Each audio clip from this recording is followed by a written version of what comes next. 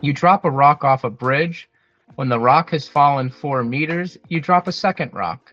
As the two rocks continue to fall, what happens to their velocities? Both increase at the same rate. The velocity of the first rock increases faster than the velocity of the second. The velocity of the second rock increases faster than the velocity of the first. Both velocities stay constant. I'm going to say they don't increase at the same rate because they were dropped at different times. What is the rate of velocities increase? What's that mean? The rate of increasing velocity.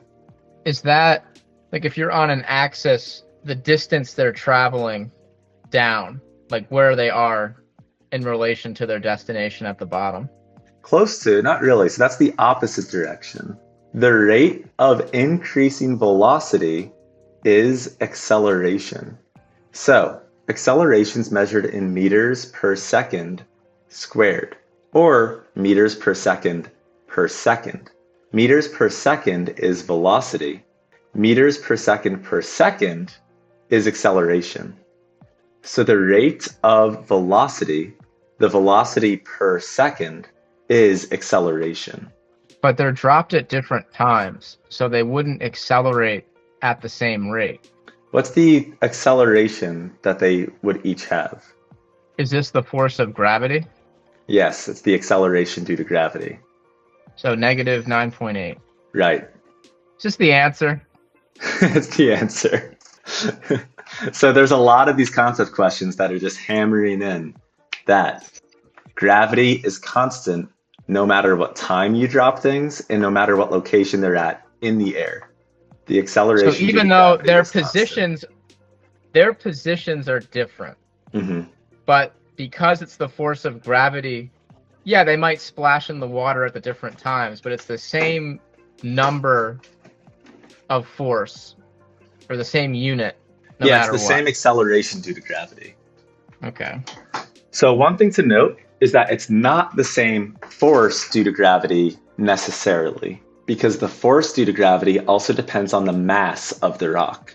But the acceleration is always going to be the same. They're always going to be accelerating at negative 9.8 meters per second squared. Let me give a little side note there. If you do an experiment and you drop a pencil and a computer from the top of a building at the same time, they're going to hit the ground at the same time because they both accelerate at 9.8 meters per second squared. However, what weighs more, a computer or a pencil? Computer. Yeah, computer. So the computer has a greater force on it due to gravity. The force of gravity on an object is the object's weight. And we get that, that's more of a later chapter, but we get that from mass times acceleration.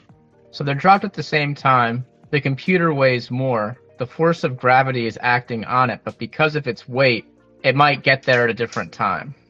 No, so they're getting there at the same time because their acceleration is the same. So if I went on a skyscraper and I dropped a pencil and a computer at the same time, they would both hit the ground at the same time. There's not, like, a computer would not come down faster and harder. Well, it'll come down harder, but not faster. Not faster, yeah. So I use a pencil and a computer because they would experience about the same amount of air resistance. So it's a pretty realistic scenario that they would hit the ground at the same time. If you dropped a piece of paper and a computer, that paper would float down slow because it experiences so much air resistance. So I'm trying to make this a real scenario. But yeah, a pencil and a computer would hit the ground at approximately the same exact time because they're accelerating at the same rate. Okay, well, I'm shocked I didn't know that, but I guess that's why we're here.